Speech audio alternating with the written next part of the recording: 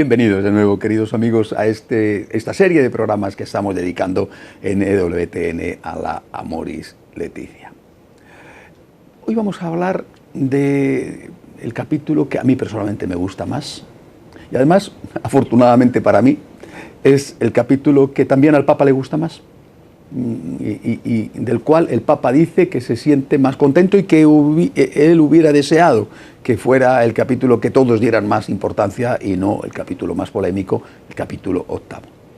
Es un capítulo escrito, sinceramente lo digo, sin ánimo de ofender, desde luego, es un capítulo escrito por un director espiritual, por un director de ejercicios espirituales, por un sabio maestro en dirección espiritual jesuita, es decir, el Papa Francisco.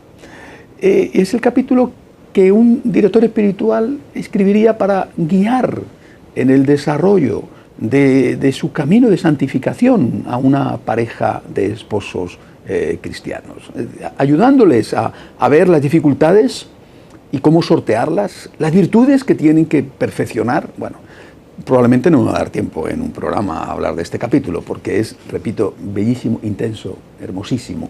Es un capítulo de meditación que yo haría de meditación obligada para todos los esposos cristianos. Cómo tienen que hacer para ser santos en el matrimonio. Por ejemplo, el Papa parte del himno de la caridad, del famoso himno de la caridad de San Pablo, contenido en la primera carta a los Corintios, en el capítulo 13, y de ahí va destacando, partiendo de este himno, algunas de las virtudes que San Pablo aconseja tener. Por supuesto, San Pablo se refiere no solo al matrimonio, pero el Papa lo aplica al matrimonio. Por ejemplo, la virtud de la paciencia. Dice el Amoris Laetitia, la paciencia se muestra cuando la persona no se deja llevar por los impulsos y evita agredir. Tener paciencia no es dejar que nos maltraten continuamente o tolerar agresiones físicas o permitir que nos traten como objetos. El problema es cuando exigimos que las relaciones sean celestiales o que las personas sean perfectas o cuando nos colocamos en el centro y esperamos que solo se cumpla la propia voluntad. Me decían una cosa hace poco que me parecía genial, ¿no? Una muchacha que no se había casado, la mamá le comentaba, estás esperando tu príncipe azul, pero cuando aparece quizá el azul no es tan azul o no es del mismo tipo de azul que el azul que tú estás esperando. Es decir, nosotros no podemos pensar en ningún aspecto de la vida, tampoco en la vida familiar, no podemos pensar que la otra persona tiene que ser perfecta, entre otras cosas, porque tú tampoco lo eres. Así de sencillo. Y como tú tampoco lo eres, pues tampoco puedes pretender que el otro sea perfecto. ¿Esto significa que tienes que pasar por todo? Pues desde luego no tienes que pasar por todo. Nunca la Iglesia ha dicho eso. Lo recoge el Papa, lo acabo de leer. Pero sí que hay que pasar por mucho, que es una cosa diferente. El problema, repito, es cuando exigimos que las relaciones sean celestiales o que las personas sean perfectas o cuando nos colocamos en el centro y esperamos que solo se cumpla la propia voluntad. Entonces, todo nos impacienta, todo nos lleva a reaccionar con agresividad. Si no cultivamos la paciencia, siempre tendremos excusas para responder con ira. Y finalmente nos convertiremos en personas que no saben convivir, antisociales, incapaces de postergar los impulsos, y la familia se volverá un campo de batalla. Esta paciencia se afianza cuando reconozco que el otro también tiene derecho a vivir en esta tierra junto a mí, así como es. No importa si es un estorbo para mí, si altera mis planes, si me molesta con su modo de ser o con sus ideas, si no es todo lo que yo esperaba. Hace muchos años, yo era un joven seminarista, hacía por tanto muchos años, el que era mi formador en ese momento me contó una historia. Me dijo, mira, te voy a contar, y no lo olvides nunca, la historia del tonto del pueblo. Dice, bueno, era antes por lo menos, en todos los pueblos había un tonto. Bueno, el tonto del pueblo era el tonto del pueblo. Bueno, y un día el tonto se cansó de ser el tonto y dijo, me voy a cambiar de pueblo. Y se cambió de pueblo. Al nuevo pueblo donde fue, siguió siendo el tonto del pueblo, porque el problema no era del pueblo, el problema era de él. Con la dificultad, con el añadido, me decía aquel sacerdote, de que ahora ya sabían en 2 pueblos que era tonto. Es decir, si tú estás en el centro, si todo tiene que girar en torno a ti, si te parece que los demás no son perfectos y rompes tu matrimonio y te cambias de matrimonio y el problema estaba en el otro, pero también en ti, seguramente tendrás el mismo problema en el segundo matrimonio o en la segunda relación, o en la segunda convivencia. Y naturalmente, tercera, cuarta, quinta, sexta, hoy en día la media de convivencias o de relaciones entre las parejas, cuando han pasado muchos años y han tenido, por tanto, varias relaciones, hoy en día ya estamos hablando de que tienen de 20 a 30 relaciones de convivencia, no digo de amor de fin de semana, de parejas de fin de semana, o incluso de convivencia, sin casarse, por supuesto. Es decir, es tan frágil ese vínculo, tan sentimental y por eso tan frágil, que no hay paciencia. Primera lección. No olviden ustedes nunca, como yo no he olvidado la historia del tonto del pueblo. Actitud de servicio.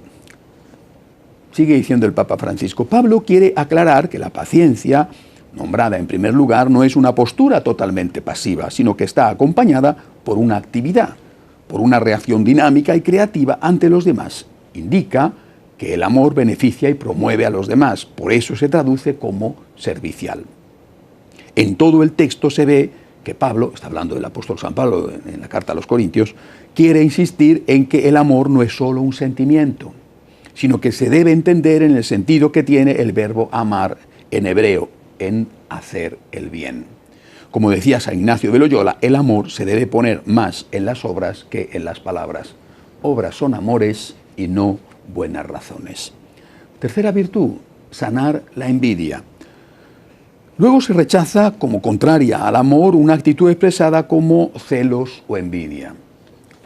Son cosas diferentes, ¿eh? Celos es una cosa y envidia es otra. Significa que en el amor no hay lugar para sentir malestar por el bien del otro. La envidia es una tristeza por el bien ajeno que muestra que no nos interesa la felicidad de los demás, ya que estamos exclusivamente concentrados en el propio bienestar. Mientras el amor nos hace salir de nosotros mismos, la envidia nos lleva a centrarnos en el propio yo. El verdadero amor valora los logros ajenos, no los siente como una amenaza y se libera del sabor amargo de la envidia. Acepta que cada uno tiene dones diferentes y distintos caminos en la vida. Entonces procura descubrir su propio camino para ser feliz, dejando que los demás encuentren el suyo. Cuarta virtud sacada de la carta a los Corintios, sin hacer alarde ni agrandarse. Sigue la vanagloria, el ansia de mostrarse como superior para impresionar a los otros con una actitud pedante y algo agresiva. Quien ama no solo evita hablar demasiado de sí mismo, sino que además, porque está centrado en los demás, sabe ubicarse en su lugar sin pretender ser el centro. La palabra siguiente indica que el amor no es arrogante, literalmente expresa que no se agranda ante los demás e indica algo más sutil. No es solo una obsesión por mostrar las propias cualidades, sino que además se pierde el sentido de la realidad. Se considera más grande de lo que es porque se cree más espiritual o más sabio. Algunos se creen grandes porque saben más que los demás y se dedican a exigirles y a controlarles, cuando en realidad lo que nos hace grandes es el amor que conocemos, el amor que comprende, que cuida y que protege al débil. Es importante que los cristianos vivan esto en su modo de tratar a los familiares poco formados en la fe, frágiles o menos firmes en sus convicciones. A veces ocurre lo contrario, los supuestamente más adelantados dentro de su familia se vuelven arrogantes e insoportables. La actitud de humildad aparece aquí como algo que es parte del amor, porque para poder comprender, disculpar o servir a los demás de corazón, es indispensable sanar el orgullo y cultivar la humildad. Siguiente virtud, amabilidad. Amar también es volverse amable. San Pablo quiere indicar que el amor no obra con rudeza, no actúa de modo descortés, no es duro en el trato. Sus modos, sus palabras, sus gestos son agradables y no ásperos ni rígidos. Detesta hacer sufrir a los demás. Esto no es posible cuando reina un pesimismo que destaca defectos y errores ajenos, quizá para compensar sus propios complejos. Una mirada amable permite que no nos detengamos tanto en sus límites y así podamos tolerarlo y unirnos en un proyecto común, aunque seamos diferentes. El que ama es capaz de decir palabras de aliento que reconfortan, que fortalecen, que consuelan, que estimulan. Otra virtud, desprendimiento. Hemos dicho muchas veces que para amar a los demás primero hay que amarse a sí mismos. ciertamente, de alguna manera, no de forma absoluta, obviamente. Sin embargo, este himno al amor afirma que el amor no busca su propio interés o no busca lo que es de él. Santo Tomás de Aquino ha explicado que pertenece más a la caridad querer amar que querer ser amado. Y además hay mucha más dicha y felicidad en dar que en recibir. Y que de hecho las madres, que son las que más aman, buscan más amar que ser amadas. Por eso el amor puede ir más allá de la justicia y desbordarse gratis, sin esperar nada a cambio, hasta llegar al amor más grande, que es el amor de Cristo, dar la vida por los demás, sin violencia interior. Si la primera expresión del himno nos invitaba a la paciencia que evita reaccionar bruscamente ante las debilidades o errores de los demás, ahora aparece otra palabra que se refiere a una reacción interior de indignación provocada por algo externo. Se trata de una violencia interna, de una irritación no manifiesta que nos coloca a la defensiva ante los otros como si fueran enemigos molestos que hay que evitar. Alimentar esa agresividad íntima no sirve para nada. Solo nos enferma y termina aislándonos. El Evangelio invita más bien a mirar la viga en el propio ojo, y los cristianos no podemos ignorar la constante invitación de la palabra de Dios a no alimentar la ira. Una cosa es sentir la fuerza de la agresividad que brota y otra cosa es consentirla. Dejar que se convierta en una actitud permanente. Por ello, nunca hay que terminar el día sin hacer las paces en la familia. Ahora viene una expresión preciosa del Papa Francisco, que además ha repetido muchas veces, que recoge en la Amoris Laetitia. ¿Cómo debo hacer las paces? ¿Ponerme de rodillas? No. Solo un pequeño gesto, algo pequeño y vuelve la armonía familiar. Basta una caricia, sin palabras, pero nunca terminar el día en familia sin hacer las paces. No te vayas a la cama irritado. Basta un pequeño gesto. Basta decir un te quiero, basta pasar la mano amablemente por el pelo. Claro, a veces te intentas acercar y te muerden, pero bueno, al menos por ti que no quede. Que no sea por culpa tuya, que no lo has intentado, el que no termine el día enfadado, sino que termine el día restaurando en la medida de lo posible la paz que se ha perdido. El perdón. Si permitimos que un mal sentimiento penetre en nuestras entrañas, dejamos lugar a ese rencor que se añeja en el corazón. Lo contrario es el perdón. Un perdón que se fundamenta en una actitud positiva, que intenta comprender la debilidad ajena y trata de buscarle excusas a la otra persona, como Jesús cuando dijo, Padre, perdónalos, porque no saben lo que hacen. Pero la tendencia suele ser la de buscar más y más culpas, la de imaginar más y más maldad, la de suponer todo tipo de malas intenciones, y así el rencor va creciendo y se arraiga. De ese modo, cualquier error o caída del cónyuge puede dañar el vínculo amoroso y la estabilidad familiar. El problema es que a veces se le da a todo la misma gravedad, con el riesgo de volverse crueles ante cualquier error ajeno. La justa reivindicación de los propios derechos se convierte en una persistente y constante sed de venganza, más que en una sana defensa de la propia dignidad. Cuando hemos sido ofendidos o desilusionados, el perdón es posible y deseable, pero nadie dice que sea fácil. La verdad es que la comunión familiar puede ser conservada y perfeccionada solo con un gran espíritu de sacrificio. Hoy sabemos que para poder perdonar necesitamos pasar por la experiencia liberadora de comprendernos y perdonarnos a nosotros mismos. Tantas veces nuestros errores o la mirada crítica de las personas que amamos nos han llevado a perder el cariño hacia nosotros mismos. Eso hace que terminemos guardándonos de los otros, escapando del afecto, llenándonos de temores ante las relaciones interpersonales. Entonces, poder culpar a otros se convierte en un falso alivio. Hace falta orar con la propia historia, aceptarse a sí mismo, saber convivir con las propias limitaciones e incluso perdonarse para poder tener esa misma actitud con los demás. En el fondo no es más que la aplicación de lo que Jesús enseñó. La medida que uses, la usarán contigo. Es decir, si tú quieres que a ti te perdonen, tendrás que perdonar. Si tú quieres que a ti te comprendan y comprendan tus circunstancias y comprendan el por qué has estallado. Es que estabas nervioso, has tenido un mal día en el trabajo, el atasco de tráfico era horroroso, los niños te han puesto fuera de quicio. Pues también tendrás que intentar comprender y ponerte en el lugar del otro y entender cuáles son sus circunstancias. Pues quizá que tiene un jefe insoportable o quizá que está con un horrible dolor de cabeza, ¿no? La medida que use la usarán contigo. Intenta tú ponerte en el lugar del otro. Si quieres ser perdonado, intenta perdonar. Si quieres ser comprendido, intenta comprender. Esto supone, dice el Papa a continuación, la experiencia de ser perdonados por Dios, justificados gratuitamente y no por nuestros méritos. Si aceptamos que el amor de Dios es incondicional, que el cariño del Padre no se debe comprar ni pagar, entonces podremos amar más allá de todo, perdonar a los demás aun cuando hayan sido injustos con nosotros. De otro modo, nuestra vida en familia dejará de ser un lugar de comprensión, acompañamiento y estímulo y será un espacio de permanente tensión o de mutuo castigo. Continuando con esto, el Papa habla de disculparlo todo. El elenco de San Pablo se completa con 4 expresiones que hablan de una totalidad, todo. Disculpa todo, cree todo, espera todo, soporta todo.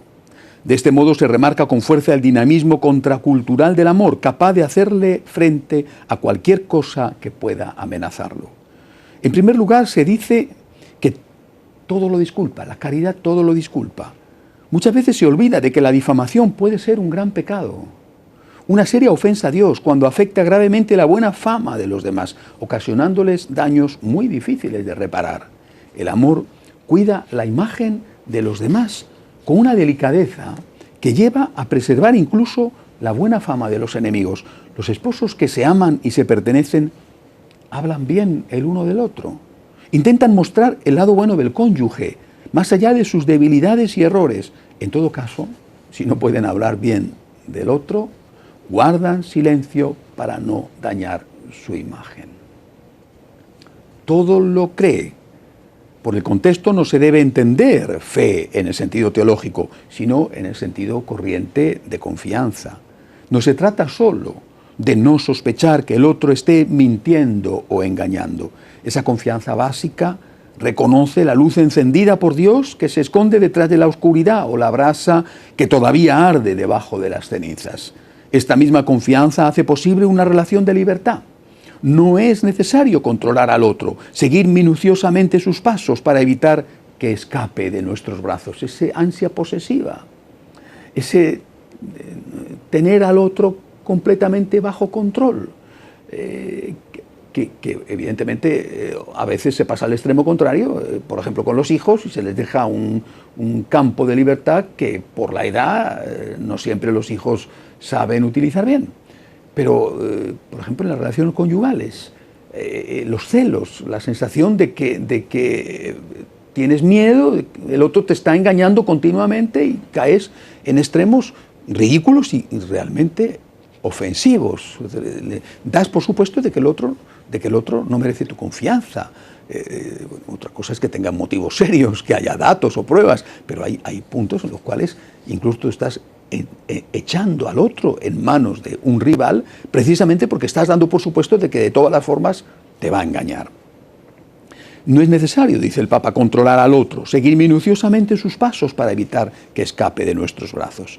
El amor confía, deja en libertad, renuncia a controlarlo todo, a poseer, a dominar. Esa libertad, que hace posible espacios de autonomía, permite que la relación se enriquezca y no se convierta en un círculo cerrado sin horizontes. Al mismo tiempo hace posible la sinceridad y la transparencia, porque cuando uno sabe que los demás confían en él y valoran la bondad básica de su ser, entonces sí se muestra tal cual es, sin ocultamientos. Alguien que sabe que siempre sospechan de él, que lo juzgan sin compasión, que no lo aman de manera incondicional, preferirá guardar sus secretos, esconder sus caídas y debilidades, fingir lo que no es. La caridad también todo lo espera. Significa no desesperar del futuro. Indica la espera de quien sabe que el otro puede cambiar. Siempre espera. que sea posible una maduración. No significa que todo vaya a cambiar en esta vida. Implica aceptar que algunas cosas no sucedan como uno desea, sino que quizá Dios escribirá derecho con las líneas torcidas de una persona y saque algún bien de los males que ella no logra superar en esta tierra. La caridad lo soporta todo. Soportar todo significa que se sobrelleva con espíritu positivo todas las contradicciones, todas las contrariedades de la vida. Es mantenerse firme en medio de un ambiente hostil. No consiste solo en tolerar algunas cosas molestas, sino en algo más amplio. Una resistencia dinámica y constante, capaz de superar cualquier desafío. Es amor, a pesar de todo, aun cuando todo el contexto invite a otra cosa. El amor no se deja dominar por el rencor, el desprecio hacia las personas, el deseo de lastimar o de cobrarse algo. El ideal cristiano, y de modo particular en la familia, es amor a pesar de todo. A veces me admira, dice el Papa, va a poner un ejemplo precioso. Por ejemplo, la actitud de personas que han debido separarse de su cónyuge para protegerse de la violencia física y, sin embargo, por la caridad conyugal, que sabe ir más allá de los sentimientos, han sido capaces de procurar su bien, aunque sea a través de otros, en momentos de enfermedad, de sufrimiento o de dificultad. Eso también es amor a pesar de todo. Yo esto también lo he visto muchas veces, sobre todo, hay que decirlo, más en las mujeres. ¿Cuántas veces me he encontrado con mujeres que han tenido que romper su matrimonio porque no era posible? Y que, sin embargo, el exmarido, que después que ha estado con una, con otra, ha llegado un momento en que han caído enfermos, se han hecho ancianos, se han encontrado solos. Y esas mujeres que fueron maltratadas, incluso a veces maltratadas físicamente, esas mujeres que ya no tienen un vínculo y que incluso ha podido hasta obtener la nulidad matrimonial, esas mujeres se han acercado entonces a cuidar de ese hombre, que desde luego no se lo merecía, pero hacia el cual tuvieron un amor primero. Eso es un ejemplo que el Papa pone de amar realmente sin límites, con ese amor verdadero de Dios. Después el Papa habla en este capítulo de crecer en la caridad conyugal e insiste en que el matrimonio está marcado por la palabra todo, toda la vida, todo en común. Dedica unas palabras muy hermosas a los jóvenes, animándolos a contraer matrimonio. Quiero decir a los jóvenes que el amor no se ve perjudicado cuando asume el cauce de la institución matrimonial. La unión encuentra en esa institución el modo de encauzar su estabilidad y su crecimiento real y concreto. Es verdad que el amor es mucho más que un consentimiento externo o que una especie de contrato matrimonial, pero también es cierto que la decisión de dar al matrimonio una configuración visible en la sociedad, con unos determinados compromisos, manifiesta su relevancia, su importancia. Muestra la seriedad de la identificación con el otro, indica una superación del individualismo adolescente y expresa la firme opción de pertenecerse el uno al otro. Casarse es un modo de expresar que realmente se ha abandonado el nido materno para tejer otros lazos fuertes y asumir una nueva responsabilidad ante otra persona. Esto vale mucho más que una mera asociación espontánea para la gratificación mutua, que sería una privatización del matrimonio. El matrimonio como institución social es protección y cauce para el compromiso mutuo, para la maduración del amor, para que la opción por el otro crezca y a su vez para que pueda cumplir su misión en la sociedad. Por eso el matrimonio va más allá de toda moda pasajera y persiste. Su esencia está arraigada en la naturaleza misma de la persona humana y de su carácter social. Implica, ciertamente, una serie de obligaciones, pero son obligaciones que brotan del mismo amor, de un amor tan decidido y generoso que es capaz de arriesgar el futuro. El rechazo a asumir este compromiso es egoísta, interesado, mezquino. Son palabras del Papa, palabras muy duras. No acaba de reconocer los derechos del otro y no termina de presentarlo a la sociedad como algo digno de ser amado incondicionalmente. Hay que recordar también, les invito a que lo hagan, las referencias hermosas que tiene el Papa en este capítulo a la importancia de la virginidad y del celibato, porque todos nacemos en una familia, todos estamos llamados a vivir en una familia, también los que no nos casamos vivimos en una familia, venimos de ella. Y vivimos en una familia, la familia de la iglesia, en la familia de la parroquia, en mi caso, religioso, franciscano de María, en la familia de mi comunidad. También en esa comunidad, en toda comunidad, tenemos que practicar estas normas supremas del amor. Ese amor que está dispuesto a dar la vida, el amor de Cristo. Pero para ese amor necesitamos la gracia. Es un amor tan bello, es un amor tan pleno, es el amor de Dios. Necesitamos la gracia de Dios, y esa es la que recibimos a través del sacramento del matrimonio, el sacramento del orden, a través del sacramento de la confesión, a través del sacramento de la Eucaristía. Seguiremos meditando sobre las Amoris Laetitia la semana que viene, si Dios quiere.